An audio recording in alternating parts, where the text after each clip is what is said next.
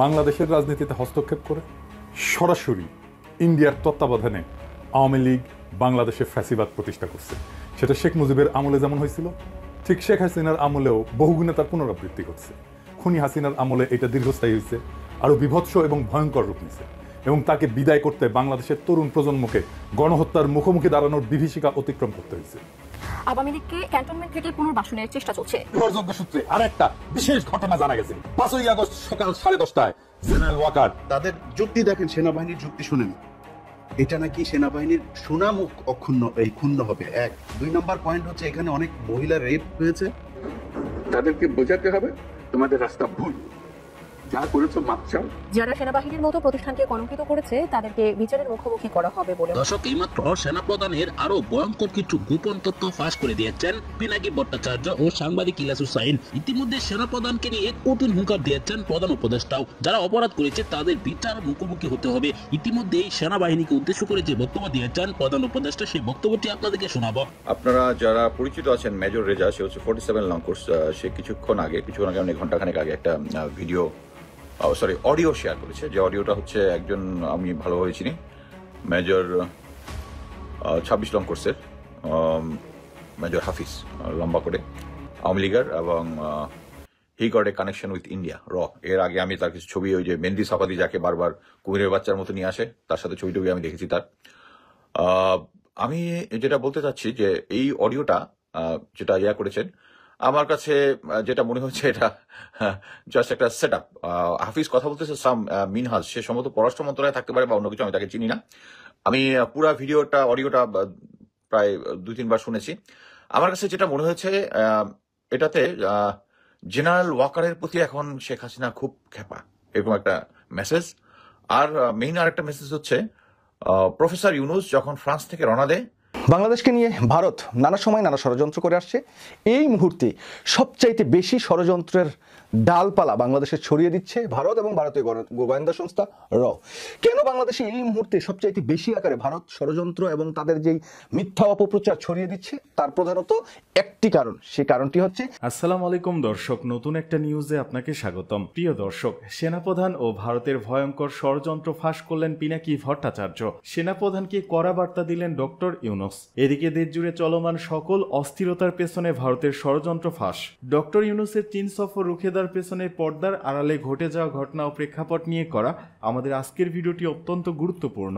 ভিডিওটি শুরু থেকে শেষ পর্যন্ত ধৈর্য সহকারে দেখে একটি লাইক দিয়ে সবাইকে শেয়ার করে দিন। আমাদের চ্যানেলে নতুন হলে চ্যানেলটি সাবস্ক্রাইব করে পাশে থাকা বেল আইকনে ক্লিক করে রাখুন। আমাদের ভিডিওটি আপনি বাংলাদেশের কোন জেলায় বসে দেখছেন বা শুনছেন সেটি অবশ্যই কমেন্ট বক্সে কমেন্ট করে জানিয়ে দিতে ভুলবেন না। চলুন আর কথা না বাড়িয়ে ভিডিওটিতে একটি লাইক দিয়ে ধারাবাহিকভাবে আজকের বিস্তারিত খবরগুলো দেখে আসে। নির্ভরযোগ্য সূত্রে আরেকটা বিশেষ ঘটনা জানা গেছে। 5ই আগস্ট সকাল 10:30টায় জেনারেল ওয়াকার ইন্ডিয়ার সেনাপ্রধানের সাথে 17 মিনিট ফোনে কথা বলছেন। সেই আলোচনায় দুই পক্ষই খুনি হাসিনার পালায় যাওয়ার নির্বিঘ্ন রাস্তা এবং নিরাপদ আয়োজনের বিষয়ে পরস্পরকে আশ্বস্ত করছেন। দ্বিতীয়ত, আগের রাতেই প্রধান বিরোধী দলসমূহ ঢাকা বিশ্ববিদ্যালয়ের একজন শিক্ষক, নামই বলে দিই, আপনারা জানেন, আসিফ নজরুল, সেই আন্দোলনের কেন্দ্রে অবস্থানকারী 2 জন ছাত্রনেতার সাথে ওয়াকারের প্রাথমিক যোগাযোগের তথ্য বিনিময় করছেন।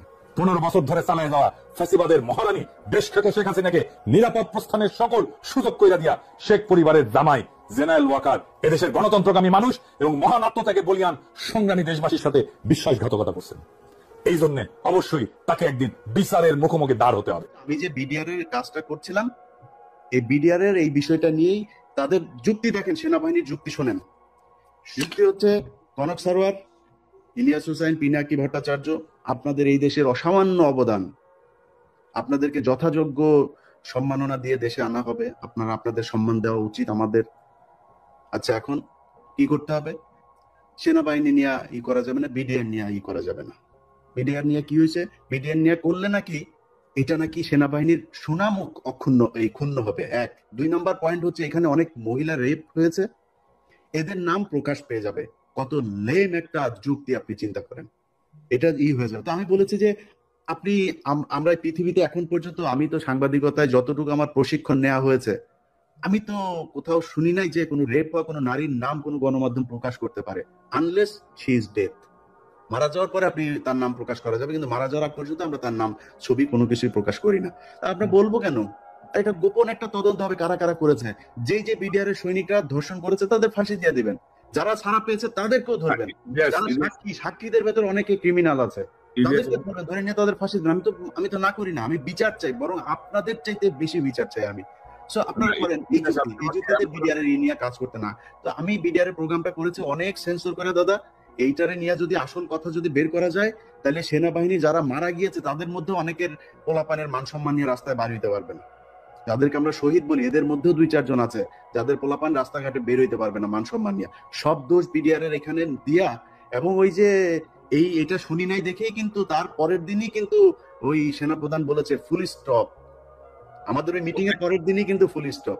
24 তারিখের ঘটনা, তাই না? হ্যাঁ, যে আমরা এই আলোচনায় হয়তো সেনাবাহিনীর কষ্ট হইতে পারে যে আমরা সেনাবাহিনীর বিরুদ্ধে, আমরা সেনাবাহিনীকে এই দেশের রক্ষক মনে করি। আমরা তাদেরকে তাদের সম্মানের জায়গায় দেখতে চাই। সেনাবাহিনীর মিডল, তারপরে জুনিয়র যারা যারা আছে তারা প্রচন্ড দেশপ্রেমিক, বাংলাদেশের প্রতিটা সৈনিক দেশপ্রেমিক। তো প্রিয় দর্শক, ওনারা কি বললেন আপনারা নিশ্চয়ই শুনেছেন। এবার আমরা শুনবো দেশের বর্তমান পরিস্থিতি এবং যারা অপরাধী তাদেরকে কিভাবে বিচারের মুখোমুখি করা হবে, এই বিষয়ে কি বললেন প্রধান উপদেষ্টা ডক্টর মোহাম্মদ ইউনূস। চলুন দেখে নেওয়া যাক। যদি তারা সে আমারই পিটবে, আমি পিটবো, এটা এই পিটোপিটির শেষ কোনোদিন হবে না। তাদেরকে বোঝাতে হবে তোমাদের রাস্তা ভুল, যা করেছো মাপ চাও। তোমরা বিচারের কথা বলেছো অনেক সময়, বিচার তো হবে, বিচারের কাজ সরকারের দায়িত্ব বিচার করা। এবং তোমরা তাৎক্ষণিক বিচার চেয়েছো, এখানে অনেকে তাৎক্ষণিক এক্ষুনি বিচার চাই। বিচারের মুশকিল হলো যে তাৎক্ষণিক হয় না জিনিস, কারণ তাৎক্ষণিক হতে হলে অবিচার হয়ে যায়। বিচারের মূল জিনিসটা হলো এটা সুবিচার হতে হবে।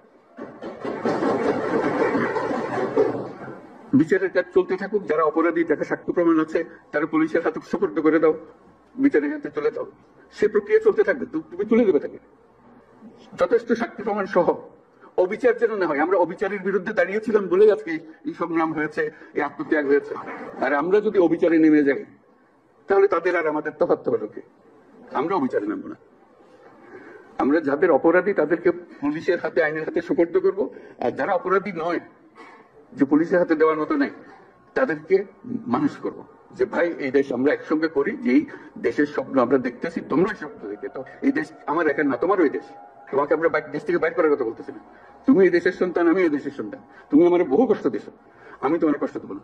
আমরা একযোগে যত তাড়াতাড়ি পারি এটা একটা সুন্দর দেশ বানাবো। এ করতে আসতে হবে, তোমাদেরকে বোঝাপড়তে আসতে হবে। সেই বোঝাপড়াটা তোমাদের থেকে শুরু হতে হবে, সরকারি পর্যায়ে বোঝাপড়া হয় না। কাজেই সেই জিনিসটা দেখো, যারা অপরাধী তাদের অবশ্যই বিচার করতে হবে, যারা অপরাধী নয় তাদেরকে সৎ পথে নিয়ে আসতে হবে আমাদেরকে, এই দেশে থাকার জন্য, একত্রে থাকার জন্য। এবং সেখানে ওদের কথা বলতেছি, তারা আমাদের উপরে 16 বছর ধরে অত্যাচার করে সীমা নেই, সেটা আমাকে বলতে হবে না, আপনারা আমার থেকে বহুগুলো বেশি ভালো জানেন। কথা হলো যে আমরা আজকে যারা বসে আছি তাদের মধ্যেও যেন আবার আপনারা আর আমরা আলাদা হয়ে না। বাংলাদেশকে নিয়ে ভারত নানা সময় নানা ষড়যন্ত্র করে আসছে। এই মুহূর্তে সবচাইতে বেশি ষড়যন্ত্রের ডালপালা বাংলাদেশে ছড়িয়ে দিচ্ছে ভারত এবং ভারতীয় গোয়েন্দা সংস্থা র। কেন বাংলাদেশে এই মুহূর্তে সবচাইতে বেশি আকারে ভারত ষড়যন্ত্র এবং তাদের যেই মিথ্যা অপপ্রচার ছড়িয়ে দিচ্ছে, তার প্রধানত একটি কারণ। সেই কারণটি হচ্ছে বাংলাদেশের অন্তর্বর্তীকালীন সরকারের প্রধান ডক্টর মোহাম্মদ ইউনূস চীন সফরে যাচ্ছেন 26 তারিখে। এই চীন সফরটি যে 26 তারিখে হবে এবং যাচ্ছেন ডক্টর মোহাম্মদ ইউনূস, এটা এক প্রকার চূড়ান্ত। এখানে ভারতীয় আধিপত্যবাদ এবং ভারতীয় যত ষড়যন্ত্রই হোক না কেন, এই সফরটি থেকে ডক্টর মোহাম্মদ ইউনূসকে কোনোভাবেই সরানো যাচ্ছে না। এই জন্যই এখন নানা তত্ত্ব তারা সামনে আনছেন। দেখুন, ডক্টর মোহাম্মদ ইউনূসের এই যে চীন সফর, এই সফরটিকে কেন্দ্র করে চীনের যিনি রাষ্ট্রদূত আছেন বাংলাদেশে, তিনি কি বলছেন। অন্তর্বর্তীকালীন সরকারের প্রধান উপদেষ্টা নোবেলজি অর্থনীতিবিদ ডক্টর মোহাম্মদ ইউনূস চীন সফরটি মাইল ফলক হবে বলে মন্তব্য করেন ঢাকায় নিযুক্ত চীনের রাষ্ট্রদূত ইয়াও ওয়েন। আজ রবিবার পররাষ্ট্র সচিব মোহাম্মদ জসিমউদ্দিনের সঙ্গে বৈঠক শেষে সাংবাদিকদের মুখোমুখি হয়ে একথা বলেন তিনি। চীনের পক্ষ থেকে বাংলাদেশের এই অন্তর্বর্তীকালীন সরকারের প্রধান ডক্টর মোহাম্মদ ইউনূস চীন সফরে যাবেন। চীন তাদের একটি বিশ্বায়িত বিমান বাংলাদেশে পাঠাবে এবং সেই বিমানের চড়েই কিন্তু ডক্টর মোহাম্মদ ইউনূস সরকার চীন যাবেন। এই যে চীন ডক্টর মোহাম্মদ ইউনূস সরকার যাচ্ছেন বা ইউনূস সাহেব যাচ্ছেন, চীনে যে আসলে কি হবে, 10টি MOU বা 10টি চুক্তি স্বাক্ষরিত হবে। যদিও সেটাকে চুক্তি বলছেন না বাংলাদেশ সরকারের পক্ষ থেকে, কিন্তু MOU বলছেন। কি কি চুক্তি স্বাক্ষরিত হবে এই বিষয়টি আমি আপনাদের সামনে তুলে ধরবো। এর আগে বেশ কয়েকটি ভারতীয় ষড়যন্ত্রের বিষয়ে আপনাদের সাথে একটু আলোকপাত করে নিতে চাই।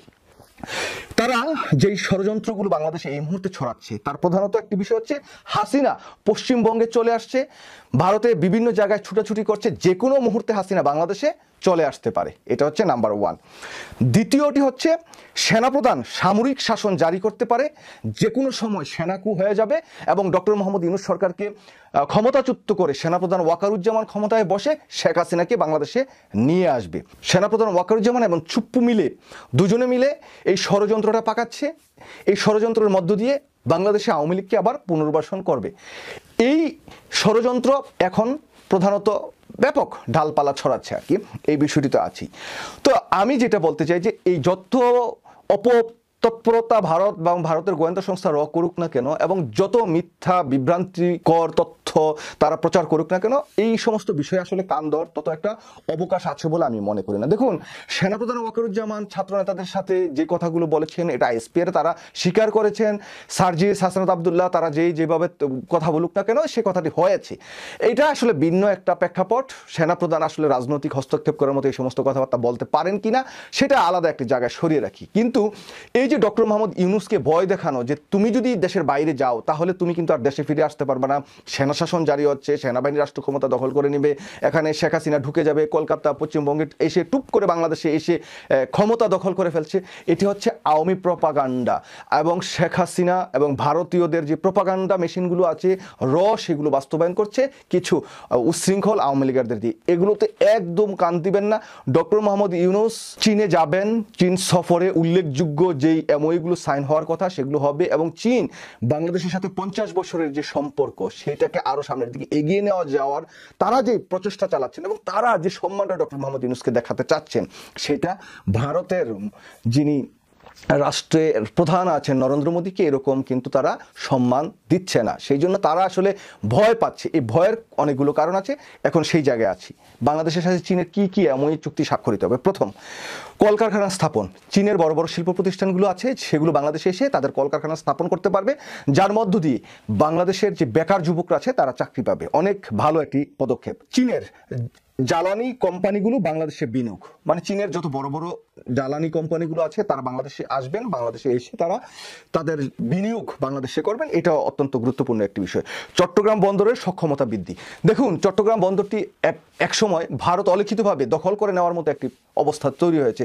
তারা তাদের পণ্য এখানে খালাস করে তাদের বিভিন্ন জায়গায় নিয়ে যেত, বাংলাদেশকে ঠিক সেরকমভাবে কোনো টাকা পয়সা দিত না। এখন চট্টগ্রাম বন্দরটাকে আরও সমৃদ্ধ করা, সক্ষম করার জন্য চীন বা চীনের কোম্পানি সেই জায়গায় অর্থায়ন করবে, তারা সাহায্য সহযোগিতা করবে। এই জায়গায় বাংলাদেশের অনেক বড় মাপের উন্নতি হবে। তারপর হচ্ছে চিকিৎসা সহযোগিতা। বাংলাদেশের জনগণকে ভারত ভিসাই দেয় না যে ভারতে যেয়ে মানুষজন চিকিৎসা করবে। একটা সময় ভারত বাংলাদেশের প্রচুর মানুষ যে চিকিৎসা গ্রহণ করতো। যেহেতু ভারত এখন দিচ্ছে না, আমরা চীনের যে এখন আমরা চিকিৎসা করব, বাংলাদেশের একটি নতুন দ্বার উন্মোচিত হবে এই যে চিকিৎসা সহায়তা। তারপরে রোহিঙ্গা প্রত্যাবর্তন। রোহিঙ্গারা বাংলাদেশে আছে, আপনারা জানেন যে রোহিঙ্গা যে বাংলাদেশে আছে তাদেরকে প্রত্যাবর্তন করতে হলে চীনের মতো একটি পরাশক্তির সাহায্য দরকার। কারণ এই যে বার্মাতে এখন যে অস্থিতিশীলতা চলছে এবং যেই দুটি গ্রুপ সরকার এবং যেই গ্রুপগুলোর মধ্যে সংঘর্ষ হচ্ছে, এই দুই গ্রুপের সাথে কিন্তু চীনের ভালো সম্পর্ক। যেই ক্ষমতায় আসুক, যেভাবে আসুক না কেন, চীন একটি প্রভাব বিস্তার করতে পারে তাদের সাথে। সুতরাং যদি তাদের সাথে আমাদের এই চুক্তিটি সম্পন্ন হয়, চীন যদি আমাদের সহায়তা করে, তার রোহিঙ্গা যারা বাংলাদেশে আছে তাদেরকে তাদের দেশে ফেরতের জন্য পর্যাপ্ত আমরা সুবিধা নিতে পারবো, বেনিফিট নিতে পারবো। তারপরে আসে উল্লেখযোগ্য বিষয় হচ্ছে তিস্তা ব্যারেজ, যেটা চীন বাংলাদেশে করতে চাচ্ছে।